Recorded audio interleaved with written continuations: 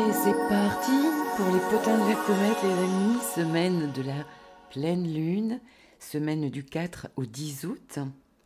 J'espère que vous allez toutes et tous plutôt bien, hein, on va dire, dans ces énergies un peu virevoltantes. Et puis surtout, bon, nous sommes le week-end du 2 et 3, là, août, n'est-ce pas? Et si vous avez écouté la vidéo précédente ou d'autres vidéos, il se passe quelque chose d'un petit peu plombant ce week-end, donc faut pas trop se laisser happer par ces énergies. Qu'est-ce que c'est, Christine? Eh bien, c'est Vénus carré Saturne et Vénus carré Neptune, puisque Neptune et Saturne sont conjoints, n'est-ce pas, à 2 degrés du Bélier. Donc, bon, retournez sur la vidéo de la semaine dernière. C'est un moment un petit peu peut-être délicat pour certains qui le prennent difficilement. Les personnes concernées sont les premiers décans, mais vraiment les tout premiers décans, justement des signes cardinaux, Bélier, Cancer, Balance et Capricorne. Tout dépend de votre thème natal, hein, là où sont placées vos planètes natales.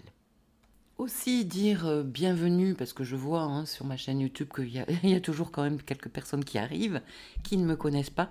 Bienvenue à vous, ici Christine Calvé, thérapeute et astrologue.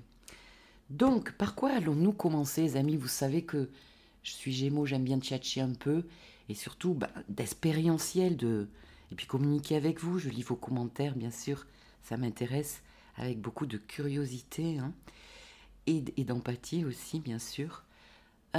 Comment ça s'est passé? Parce que cette semaine, nous avons vécu cette belle conjonction Soleil-Mercure rétro, qui se passait d'ailleurs à quel degré, Christine? Eh bien, à 9 degrés du Lion. Donc, ici, il y a comme une espèce de compréhension, de téléchargement d'une autre manière de penser, de communiquer. Enfin, il se passe un truc là, de compréhension en tout cas très intuitive et interne, et qui nous concerne pleinement au niveau de notre identité aussi, hein. Donc, cette nouvelle lune là qui a eu lieu le 24 juillet, pour rappel opposé à Pluton. Alors le lion c'est très extraverti normalement, mais là on est vraiment, encore une fois, avec Mercure rétro aussi, dans l'introspection, dans on se regarde le nombril, on se regarde à l'intérieur, et c'est très intéressant. Allez, on y va pour cette semaine à venir. Alors, ça va être une semaine très martienne, les amis. On va travailler Mars. On va travailler Mars et on va continuer de travailler aussi sur Vénus. Je vais vous expliquer pourquoi. En attendant, le Soleil commence la semaine à 12 degrés du Lion. Happy birthday to you, nos lions, là, hein, du deuxième décan. Mercure se trouve à 7 degrés du Lion, rétrograde toujours. Bientôt, Mercure va redevenir droit. Quand, Christine? Le 11. Et oui, le 11 août. Un petit déblocage pour certains, là, ça va aider. Bien que, vous savez, nous serons aussi dans une zone post-rétrograde. Donc, la rétro n'est pas complètement finie. Elle le sera fin août. Super. À la fin de l'été. Vénus se trouve à 5 degrés du Cancer. Et oui, nous avons vu la semaine dernière que Vénus était rentrée en Cancer. Et en entrant en Cancer, elle s'est elle s'est fait une belle engueulade avec Saturne et Neptune. En tout cas, ils se sont donné une communication un peu chelou avec Neptune peut-être. Et puis un petit peu dur avec Saturne. Nous sommes en plein dedans si vous écoutez cette vidéo le 2 août. Et le 3 août aussi. Mars se trouve à 29 degrés de la Vierge. Bon, Mars nous a aidés à être plus concrets. Et Mars va changer de signe. Eh bien, sautons sur le prochain transit à venir de la semaine prochaine. C'est le jeudi 7.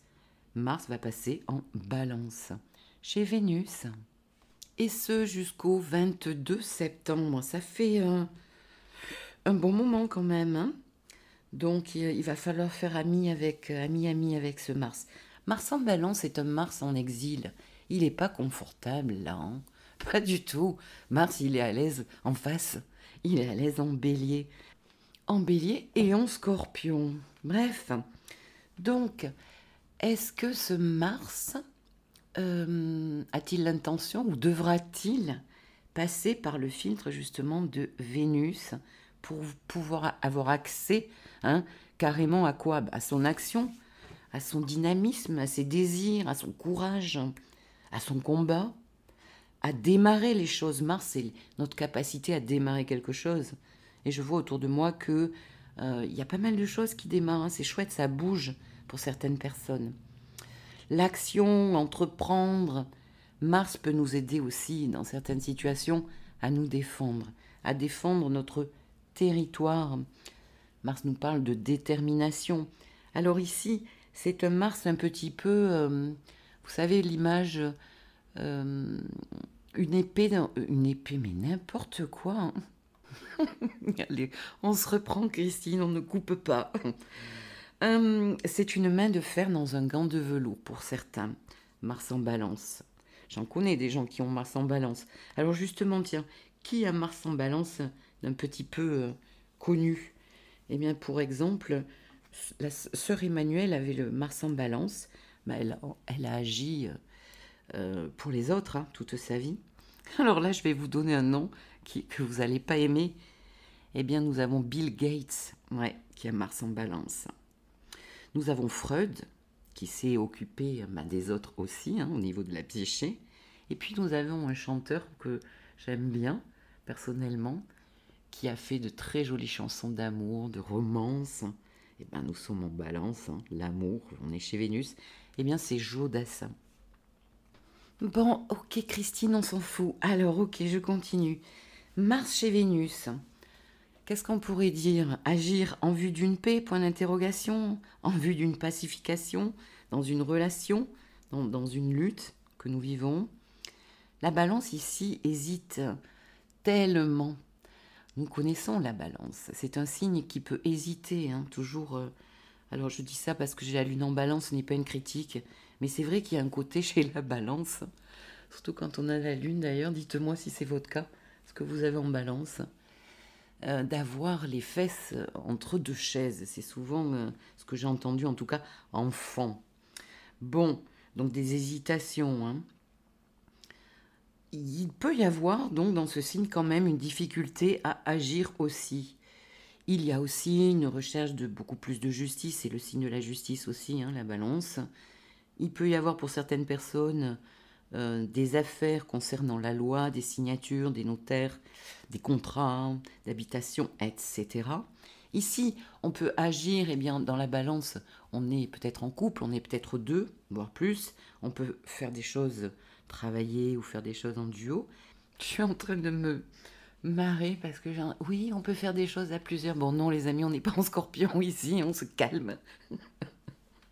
C'est les vacances, c'est la chaleur, je sais, mais on se calme.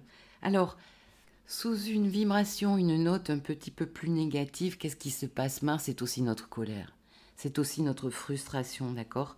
Alors en balance, on se rend compte souvent qu'elle est plus contenue, elle est retenue. C'est un petit peu comme la cocotte minute, vous savez, quand on enlève après le capuchon. Bon, donc ici, il peut y avoir quand même peut-être de l'agressivité passive. On peut retrouver, si on a cette problématique-là, moi ça me parle un petit peu, des histoires de rivalité, des histoires de jalousie. Bon, à voir, vous me direz si c'est le cas. Ouais. On peut avoir donc du coup à défendre son territoire aussi. Il peut y avoir aussi des tactiques ici, la main de fer dans un gant de velours, des tactiques pour arriver à nos fins. Mars.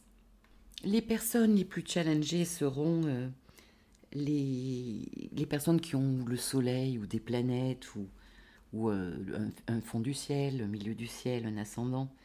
En balance, bélier, cancer et capricorne, donc les signes cardinaux ici.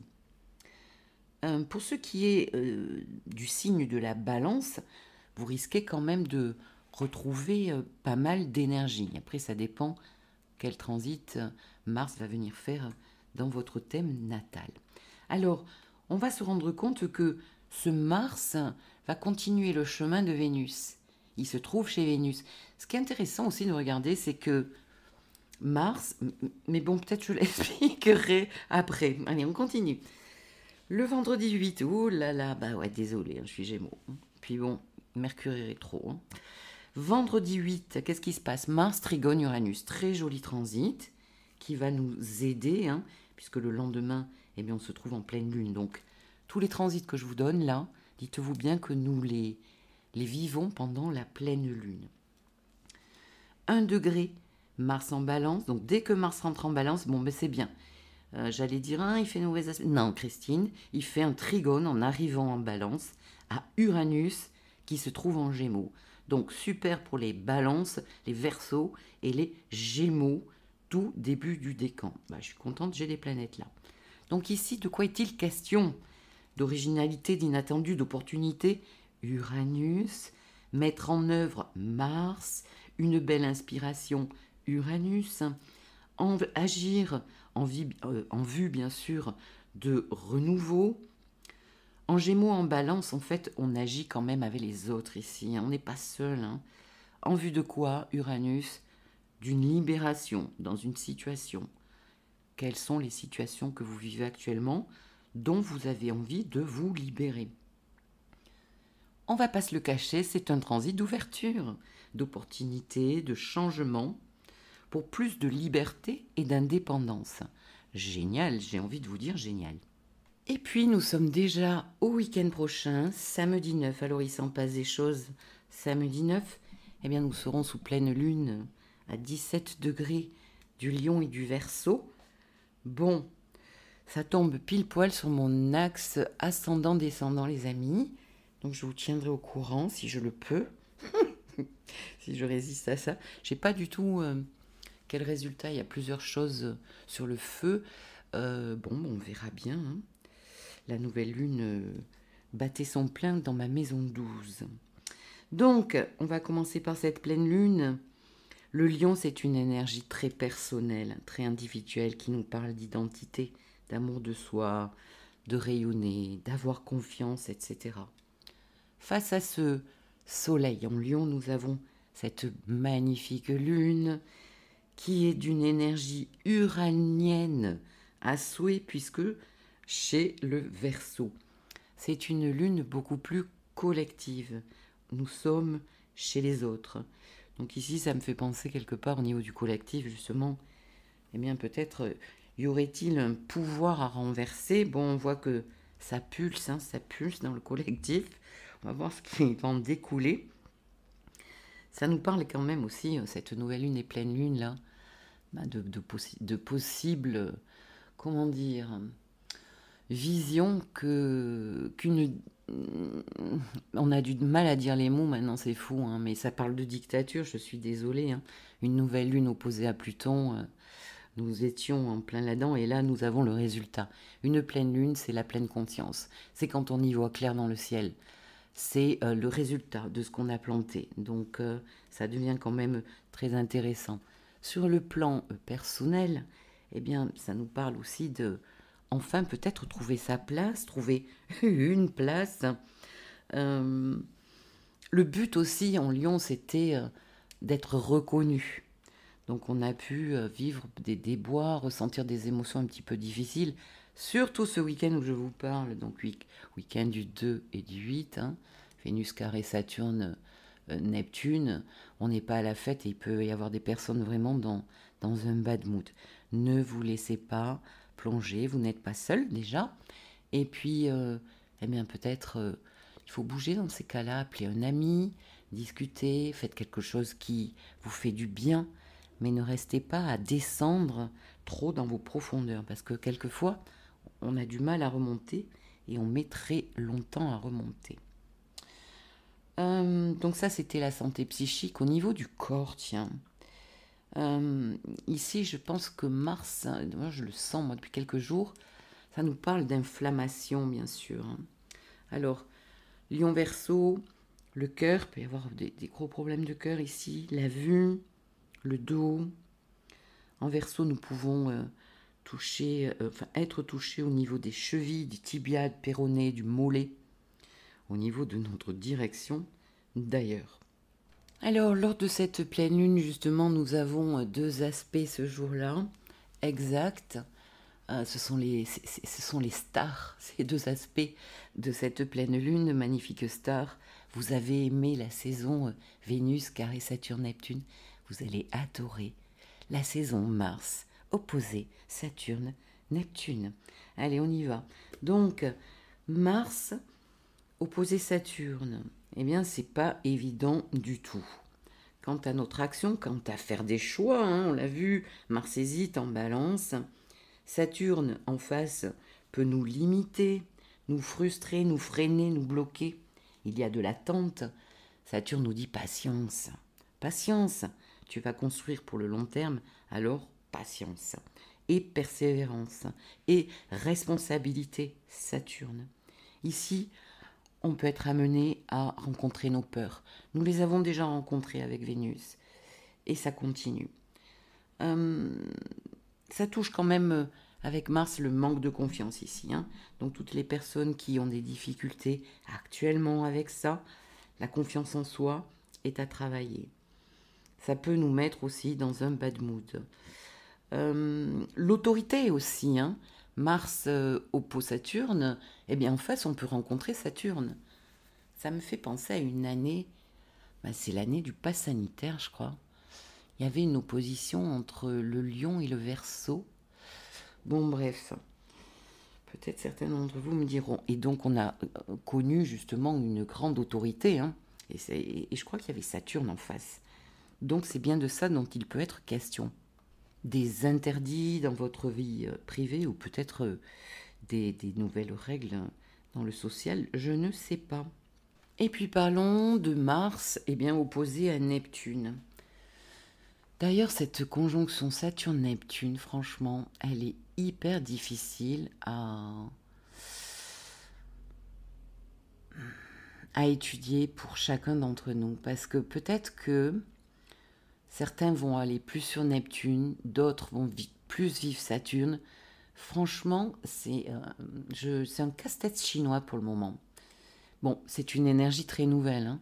Les deux planètes vont retourner en Poisson fin d'année et on reviendra. Peut-être qu'on y verra plus clair quand elles reviendront et que ces énergies seront moins nouvelles et plus marquées. C'est une nouvelle vibration, donc même sont des énergies.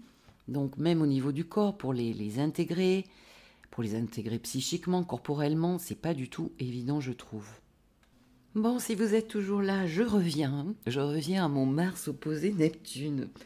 Donc, des débordements émotionnels possibles, je pense. On peut être amené à vivre des sensations carrément bizarres, carrément louches, voire ici rocambolesques, avec un Mars en balance. Alors là, je parle dans les relations. Dans les relations, ça peut être d'amitié, ou avec votre chéri. Mais bon, attention aussi quand même à nos actions, à nos désirs. Neptune est la planète du nos limites. Alors Saturne, c'est limite, et Neptune, c'est nos limites. Nos limites, confusion possible, dépendance possible, fuite possible. Je me rends compte que d'une situation, mais wow, ça me paraît trop lourd, trop... Non, je vais sortir boire un coup, on verra ça plus tard.